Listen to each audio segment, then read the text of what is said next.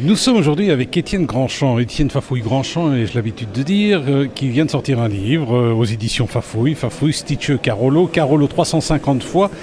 Et le sous-titre est intéressant et interpelle l'édit politique donné à Charleroi par Charles II, roi d'Espagne, le 5 février 1693. Je dis tout de suite l'édit, c'est E-D-I-T, pas E-D-Y. Pas l'édit Hamilton. Exactement, voilà. Alors, c'est quoi exactement cet édit? Cet édit, on dirait actuellement un règlement. C'est un règlement de police. Ce n'est pas un règlement politique, c'est un édit de police. Donc, c'est un document juridique qui va organiser la vie des gens à Charleroi. Donc, pas question, excusez pour les bruits du chantier, mais nous sommes dans l'ambiance. Dans l'ambiance du chantier. C'est un règlement qui va permettre aux Carolos de vivre en communauté, en société. Le premier article de cet édit vous parle par exemple du bruit que l'on ne peut pas faire pendant l'office divin du dimanche. Ouais, par exemple, travailler à la tronçonneuse. Au XVIIe siècle, c'était super interdit. Et le dernier article est très symbolique parce qu'il parle de la confiance ou de la méfiance que l'on doit avoir vis-à-vis des sergents de ville. Et les sergents de ville, c'était tout simplement donc les échevins et les policiers de la ville de l'époque. Nous sommes avec Étienne Grandchamp, Fafouille. Il vient de sortir un bouquin intitulé Carolo 350 fois. Alors, c'est un livre évidemment qui est consacré en grande partie à l'édit politique donné à Charleroi par Charles II en 1693, mais il n'y a pas que ça. Non, il n'y a pas que ça. Cet ouvrage est émaillé de documents iconographiques inédits, des cartes postales, des photographies, des gravures, des plans, on va presque dire même des tickets de bus, puisque ça fait partie de notre histoire, le ticket de bus. Il n'y en a pas, mais il y a aussi il y a par contre des étiquettes de libraires anciens dans le passage que j'ai retrouvé, donc des libraires qui ont fait le même métier que moi, mais en 1820 ou en 1780. Il y a aussi des témoignages de nonagénaires, donc j'essaie d'aller repêcher quelques vieux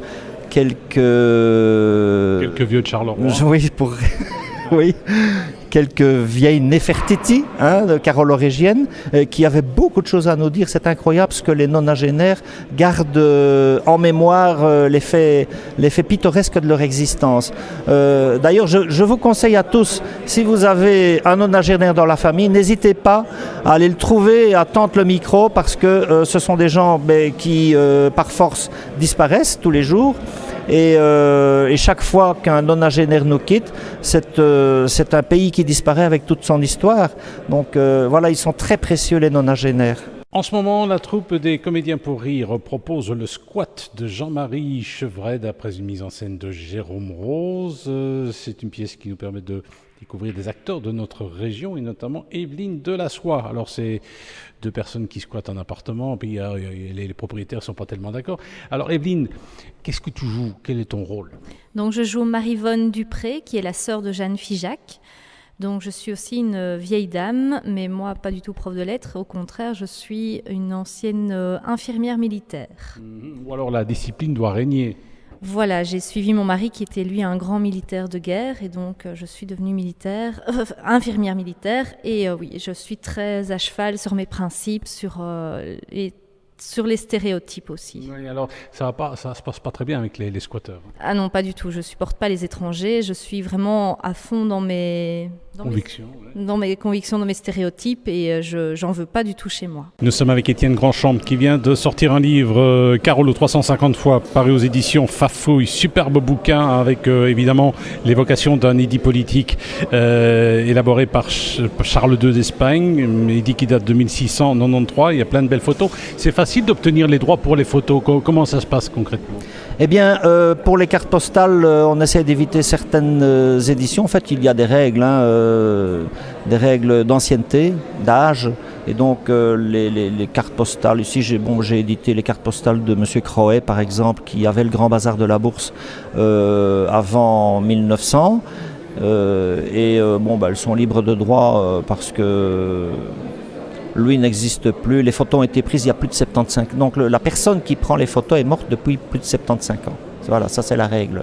Nous étions avec Étienne Grandchamp, auteur d'un bouquin intitulé Carolo 350 fois 25 €, sec du bonheur. C'est à trouver à la librairie Molière, mais aussi ici chez Fafouille. Et puis on termine avec une allusion au Liban.